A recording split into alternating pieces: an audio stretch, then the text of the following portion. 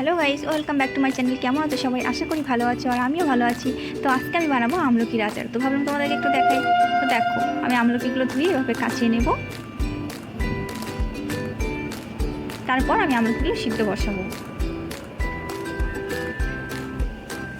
আমার আমলকিগুলো সিদ্ধ হয়ে গেছে, দেখো ফুটছে কি সুন্দর। এবার আমি আমলকিগুলো একটু তুলে নেব।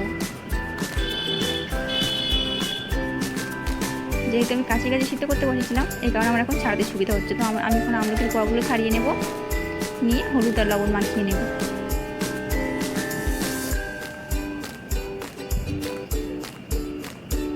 আমার লবণ আর হলুদ মাখানো হয়ে গেল। এবার আমলকি রোদে শুকাতে দেবো। আমি পরপর দুদিন রোদে শুকাতে দিয়েছি।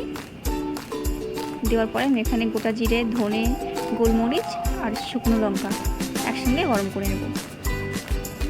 যেমন শুকনো লঙ্কাগুলো গরম করা হয়ে গেছে, আর এগুলো গুঁড়ো করে একসঙ্গে মিক্স করে নেব। দেখতেই পাচ্ছ, আমরা মিক্স মশলাগুলো মিশিয়ে দিচ্ছি। দেওয়ার পরে এখানে আমি একটু তেল গরম করে এর মধ্যে দিয়ে দেবো। হয়ে গেল আমার আমলকির